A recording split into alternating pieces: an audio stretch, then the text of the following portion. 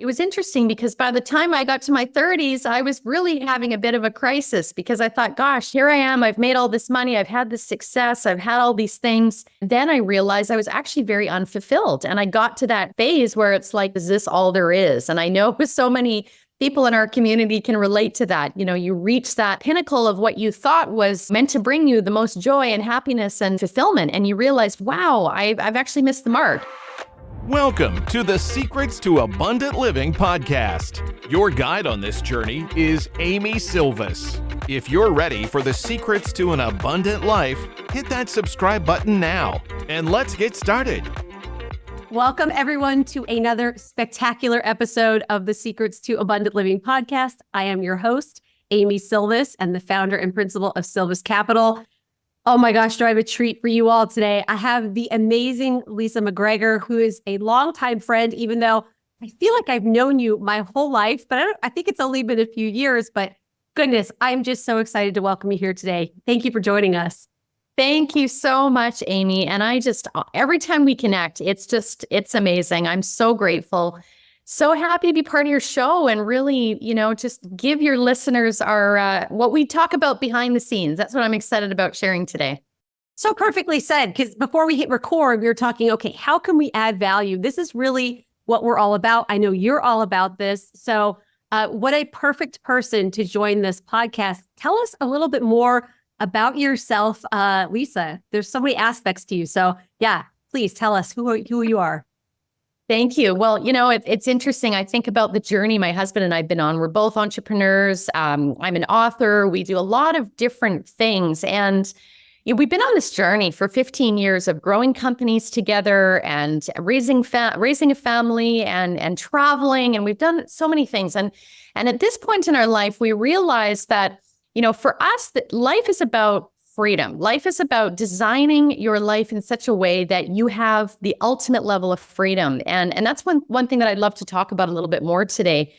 We've been down such a journey. I started in the corporate world in my 20s. And I remember, just being this high achieving young woman that wanted to be successful and really make a difference. And it was interesting because by the time I got to my 30s, I was really having a bit of a crisis because I thought, gosh, here I am. I've made all this money. I've had this success. I've had all these things.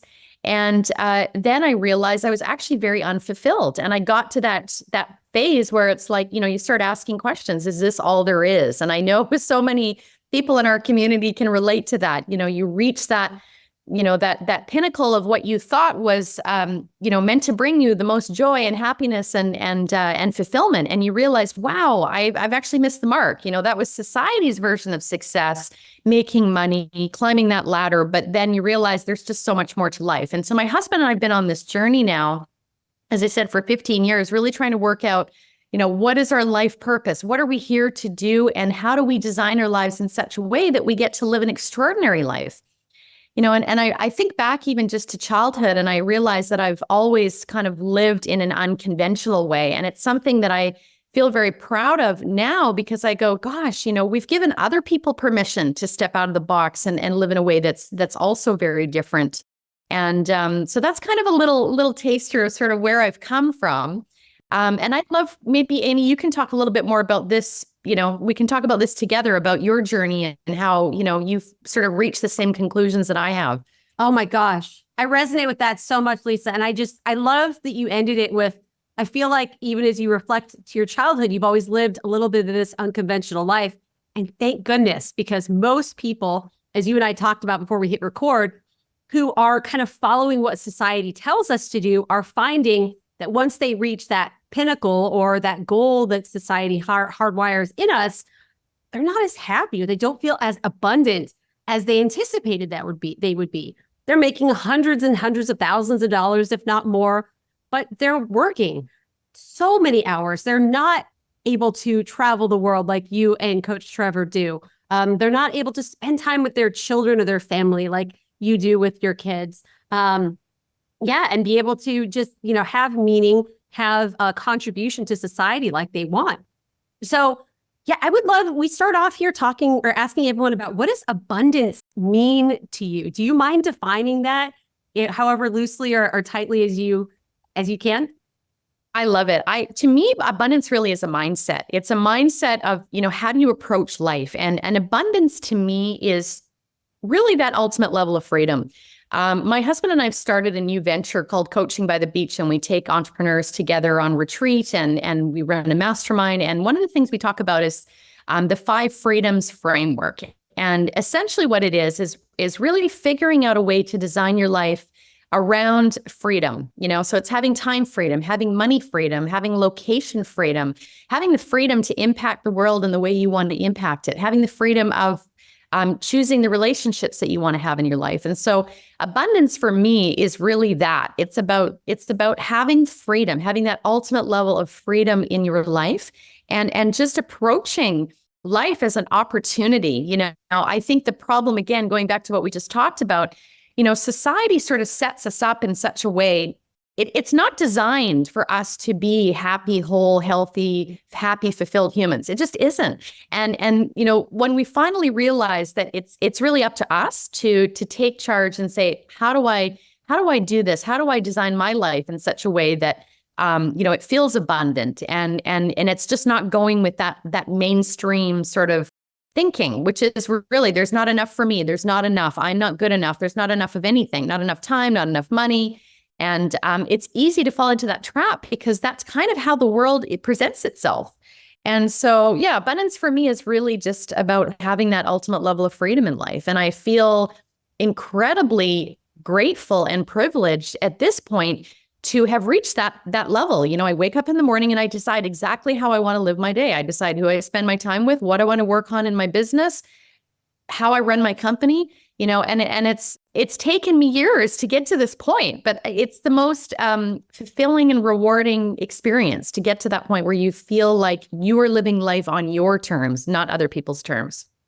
So powerful. So powerful. It was really one of the main motivations I had for creating this podcast, because a lot of us don't know what's possible until we see other people's examples, hear their stories, and know what's possible. Because I think for most people, they believe that they go to school, get a job, the job is soul crushing, it takes all of their time, and they just have to wait maybe until they're 65, 70, 75, until they pile up enough money maybe, and then they can live life on their terms or what's left of it. And I would love for you to talk a bit more about the steps that you all have taken. I know it's a big topic, but to create that freedom in your life that you all live every day. I mean, you're such an incredible example of being very intentional, strategic, heart-centered. I don't want to put words in your mouth, but how you've designed these freedoms in your life. Tell us a bit more. Thank you. Well, I think it sometimes our greatest life lessons and the trajectory of our life kind of takes shape after something quite significant. Sometimes that's a painful experience. Right. And for my husband and I, it was actually a painful experience. We'd had this success in corporate, and then we finally had the courage to give up our corporate jobs. Actually, funny enough, we did it in the same time frame. Like within 2 years, both of us gave up these really, this high level corporate position to say, okay, we're just going to throw in the towel here, and we're gonna venture into the unknown and start a business. And then we reached a point a few years back where our companies, we've made more money. We made more money than we ever could possibly have imagined, right? Yeah. And I tell the story that when we looked at our financial statements at the end of the year, the accountants were preparing everything, and we're just looking like our heads spinning because we had made so much money. Yeah. And yet it was the year that we were the most tapped out, the most stressed. We had no time, it was just like, it's a grind. And everybody, I'm sure listening to the show can relate to this, because as a high achiever, as a person with big ambition and dreams, that can be the place that we find ourselves in. Now, what happened when we experienced this is, okay, we've made all this money, but the reality is the quality of life on the back end is not looking great. Yeah. Health took a hit, family time took a hit. And so, we realized that we were doing something wrong, not wrong. We didn't want to make ourselves wrong, but it was like, okay, we've got to change this because life is too precious. And we didn't work this hard to feel this way. And I love the quote that there should be no misery on the other side of success. Ooh, And so that was an interesting one for us. And so we kind of set on this journey of really saying, okay, what is it that we truly want? Now, we knew we wanted to make a difference. Trevor and I are very driven by impact. We wanted to make a meaningful contribution. We want to help people. That's just in our DNA. We'll always be doing that. But then what are the other pieces? What do they look like? And, for us, we grew up in the freezing cold prairies of Canada. Okay. So 6 months of snow every year. So we got to the point where we were like, we're done with cold weather. We're done with, rain. And we just wanted something different. We wanted an endless summer. And so we started to set the intention that we were going to design a life in such a way that we could live an endless summer. And it's quite a beautiful story, actually, because we had to take baby steps at the beginning. It wasn't possible for us to have an endless summer, but we decided, okay, let's start with doing home exchanges. So in the winter, when it was cold and rainy, we would go and exchange our home in a beautiful place. Now, we love Australia. It's one of our favorite places on earth, and one of the best kept secrets as well, in my opinion. And so we would do these home exchanges around the world, and it was an amazing opportunity to spend time in different places. And then it started to open our paradigm, and we were going, wow, like what else is possible here? And especially when you spend time in a different environment, something that's out of the box, something that's completely different to what you may have grown up with. Okay. That's kind of where we started to go down this path and go, wow, yes, we want to live by the beach. And I had this wild idea in my mind. I thought, how cool would it be to live in the rainforest? Now, Australia has these beautiful, rainforest environments everywhere. It's just like so magical. And I thought to myself, how amazing would it be? We actually did a home exchange in this place. And this couple had this architect designed home, and it backed onto a World Heritage listed rainforest. And we had tropical birds flying in the backyard. And we were like, this is amazing. I mean, two kids who grew up in the suburbs in Canada to be hanging out in the rainforest with tropical birds flying in the backyard, sign me up. And so I actually wrote in my journal that one day we were going to live in the rainforest. We were going to live in a place where the rainforest meets the ocean. Now, fast forward a few years, the opportunity presents itself. We end up moving to this tropical paradise, and we find this house, and as luck would have it, whether it's luck or maybe we designed it, we found this house in the rainforest, which is actually the house we're in right now. So you can kind of see we've got a beautiful sunrise happening right now. And I am just blown away. I'm literally blown away that this is our life. Now, I'm sharing this story because I really want to inspire people listening today that, to realize that anything is possible, and that when we set the intention for what we truly desire, you cannot imagine what can come to you. I mean, really, that's how we design a life. That's how we design an extraordinary life. It's really understanding that the ideas that are placed in our hearts, the things that we want for ourselves, the things that we want for our family, for the world, those things are in our heart for a reason. If we really pursue those things, anything is really possible. That's where the juice is. And so, that's kind of where it started. So here we are. We're now living in endless summer. We spend a lot of time traveling. We go and visit our family that still live in Canada. We just got back from the U.S. and Mexico, Hawaii. We just feel very blessed. But I will say that this has all come about from that point of pain where we realized, gosh, we're not truly living, and we need to get to a place where we are living and enjoying our lives. And so that's really the big piece I would say, is that if you really take some time out to think about what it is that you want, and this is the hardest question for so many people to ask, including myself, what is it that you want? What is it that you want out of life? Life is not just about making money. Now, we're very capable of doing that, but money is also a game of snakes and ladders. I mean, you're going to be up, you're going to be down. So are you going to define your life by that whole experience? Or are you going to find a way to create this extraordinary quality of life on the back end? And really just enjoy the experience of life. And I would say as well that, we forget that money is the vehicle for us to enjoy a better quality of life. Okay. So for me now at this point, I say there's a sweet spot. There's a sweet spot between, enough money and enough time to enjoy it. And it's not, again, society sells us a bit of a fake bill of goods in my mind. Okay. Because it's telling you that, unless you have 10 Louis Vuitton handbags and a Ferrari and a mansion, you're not going to be happy unless you have all those things. And I'm telling you, it's the biggest lie. It's the biggest lie that we've ever been told, because we can be happy without those things. We can be happy and enjoy the fact that we've accomplished something to acquire those things. And at the same time, life can be so much more than that. Oh, wow. Mic drop. There's so much goodness there, Leesa. Thank you so much. Have you ever thought about having multiple streams of income? Instead of relying on just one stream of income where you're trading your time for money, how would you like to free up more of your time and live a more abundant life? As a listener of the show, you're invited to attend one of our upcoming trainings where I'll give you an inside look into how you can add passive income and get all the other perks of recession-resistant real estate investing without the headaches of being a landlord.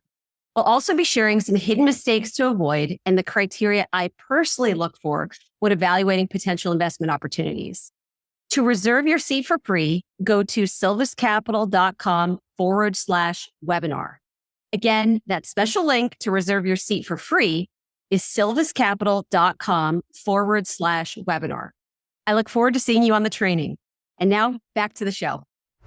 To your point, I do think folks forget, and I try to repeat it as many times as I possibly can on the podcast, exactly what you said. Money is the vehicle. It is not the destination. So if we're all chasing money, and many of our listeners know this, many of the investors I speak to that are making hundreds and hundreds of thousands of dollars thinking, but I'm not happy because I am not contributing to society the way that I want. My relationships are not great the way I want them to. I can't enjoy my hobbies because I'm working 60, 80, you know how Americans are, all those hours. My health is terrible. I don't have time to properly care for myself. So I love that you bring that up and that you've given that great example. And let me know if I've captured this, but the first step, it sounds like, if you were to advise folks looking to design their life, is to pinpoint what exactly it is that they want and let their mind and their heart open to what possibility is, which can be hard because, at least in the US, I feel like our school system just drills into us that there's this one path. And so those creative juices that I think we're all really born with atrophy, right? I know mine have. I talk to many people. Yes. Yeah. So intentionally thinking, okay, well, what's possible? What do I want? And then it sounds like you took a step, right? You maybe not even knowing what would happen, if you took that step, but you took that initial step towards that goal that you wanted. You did the house trade, or I forget the term that you used. And yes. And maybe that wasn't exactly what you wanted, but it was a step towards creating that reality. It was a step towards reaching that goal. And so not being perfect or getting everything you want right away, but making momentum, taking chances and choices towards that. So powerful. Wow. So incredible. I love that. That's so well said. And this is a really important awakening that I've had in the last few years, in fact, is that it's exactly what you just talked about, which is that we are creators and we forget that. In actual fact, I believe that our access to our creative power has been hidden from us. I really believe that.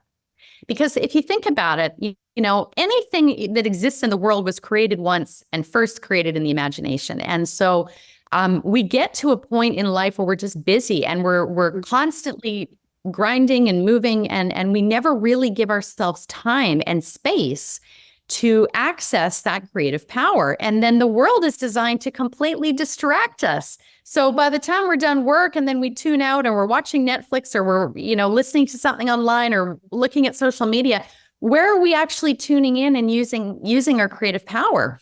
And that really goes back to what we just talked about as well about, if you want to design your life, it's about creating the space. And so I recommend, if listeners are saying, look, I'm too busy, Leesa, like what you're saying sounds great, but yeah, I'm not talking about that. And that's precisely what needs, that's precisely the great spot to be in, to realize that, you can make a change. And the way to do it is just take some time out. You can take a weekend away. And my recommendation is to get out of the environment that you live in, because that can just continue to perpetuate the same thoughts, the same feelings, the same things. And if you take yourself out of that environment and give yourself an opportunity to just really rest, for a few days, and get out your journal and just start to think about what it is that you really want. Funny enough, as I'm saying this to you, I realized that's why Trevor and I started this new venture, Coaching by the Beach, because that's what we used to do when we were busy. We were stretched. We were, overwhelmed. We're like, okay, we need to slow down. And we would take time out for a weekend. We would have a little weekend getaway, or we'd go on a trip, and we would just get out our journals. We'd listen to things that inspired us and really start to get the wheels in motion there about like, what is it that we want to create? And so my theory now in life is that my theory is just that we need to access this power for ourselves and realize that we are creating our life experience, and we've got the capacity to turn things around. And I can tell you this with full conviction. I mean, we've been through so much together as a couple, ups and downs. We've made terrible investments. We've made great investments. We've lost money. We've made money.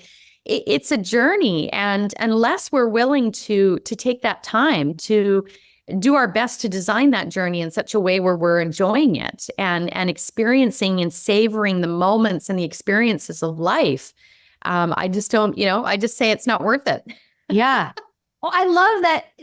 Again, just to repeat the intention behind it, because I do think life can just get so busy, whether it is work or whether it is everything that culture, tries to put in front of us to keep us busy so we're not in touch. And you just gave me an aha moment about why I love travel so much. I thought it was the people, which, I love getting to know people from different backgrounds and history and culture. There's just something so rich about it that I feel brings me closer to God.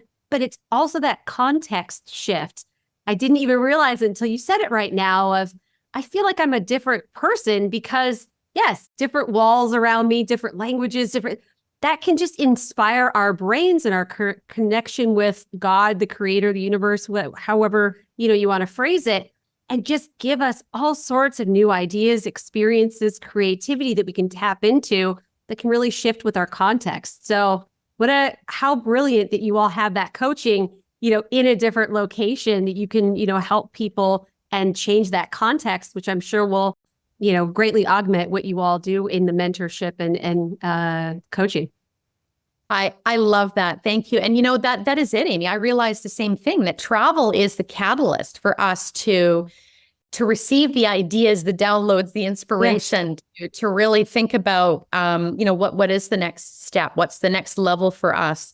And I will say, having spent this time living in the jungle here with the rainforest animals, this is like nature haven here where we live. We're 5 minutes from the most unbelievably beautiful beach. We spend most of our time in nature now, actually. And what I've realized is that, nature is that it gives us that ability to slow down and to connect. And I would say that, if we're in order to connect with our true nature, we need to connect with nature. And then to connect with ourselves, connect with each other, it's all symbiotic. It is a connection to nature, to the earth. And the more we can spend time in natural environments, the more we can really just get back into tune with ourselves and really create a vision for what we really want. So I feel like travel and nature is such a big piece to the equation. And then again, it also reminds you, like, what do you really need in life? I know for my husband, I would love living in a beautiful home. Absolutely.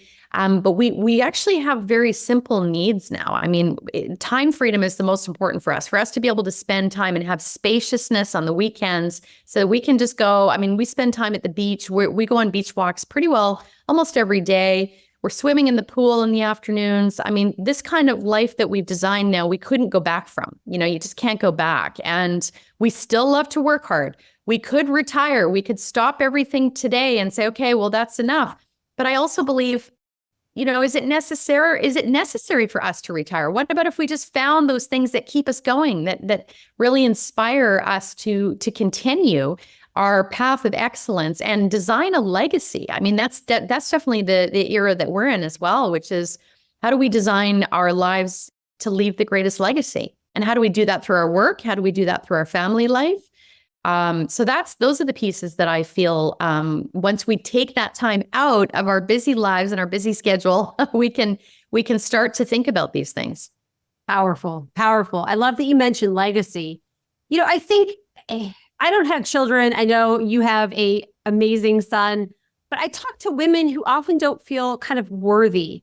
That word is so tough, but they feel like their job is this or their role should be that. And, who are they to say that they should, live in a beautiful rainforest by the beach? Or who are they to, feel like they could retire early or have complete control over their time?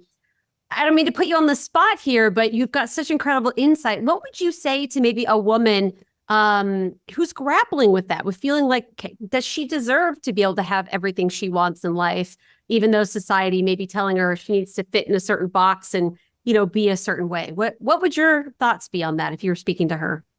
I love that. I mean, I feel like the worthiness piece is the biggest piece that we need to work through as women. Yeah. I really do. Every single woman, it's the times that we've lived through, just the patriarchy, however we want to look at it. Yeah. I say to women, we were born worthy. Nothing has changed. Abundance is our birthright.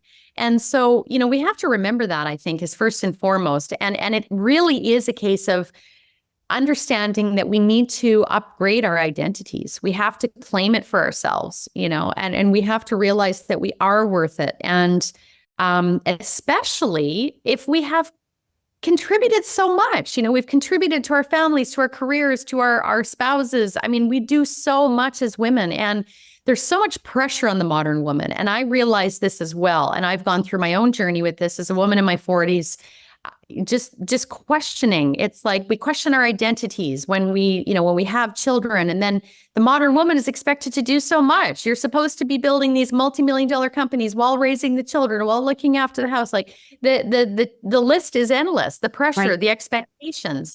And we have to realize what we're capable of, what we're not capable of, where we need support, and just dial that in. And how do we fill our own cup as well? That's a big piece, So I have so much to say on this, but I would say to anyone listening, to really challenge that belief, that you're not worth it. Just challenge that, because it's a lie. It really is a lie. You've got the opportunity to claim your worthiness.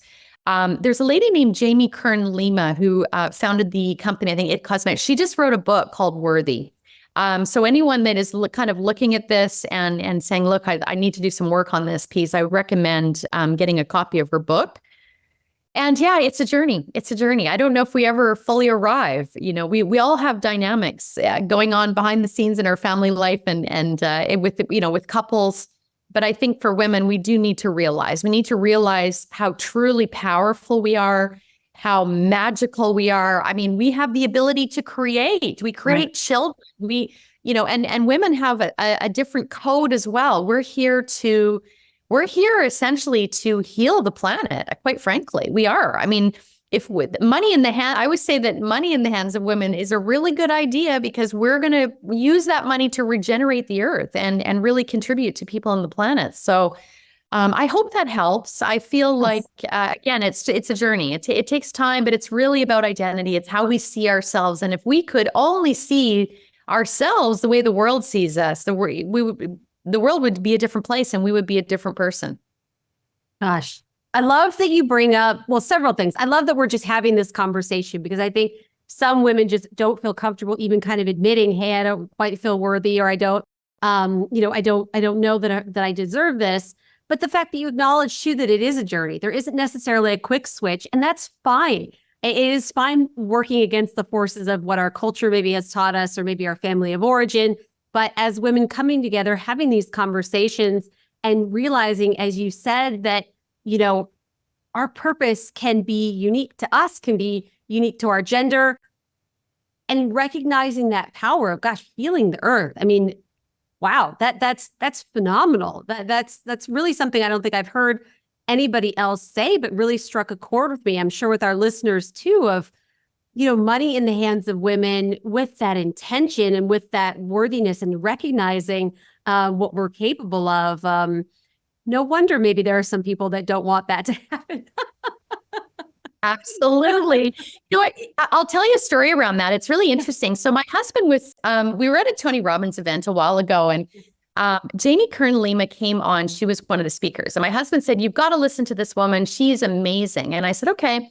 So I tuned in and it was so funny. Okay, I'm just going to share this because it's a little bit cheeky, but it's really funny. So So the guy that introduced her on stage was talking about how she'd made billions of dollars, right? Like, so she did the exit from her company and, she's made billions. And, my husband was saying she's a billionaire, she made this money. And I was like, okay, that's cool. That's great. That's the ultimate flex for a woman to exit and make $1 billion from her company. I can't remember the exact amount. But when I started talking to her, I'll tell you what brought me to tears. And I tell you what inspired me the most is now, what is she on a mission to do now? She's on a mission to empower women and children.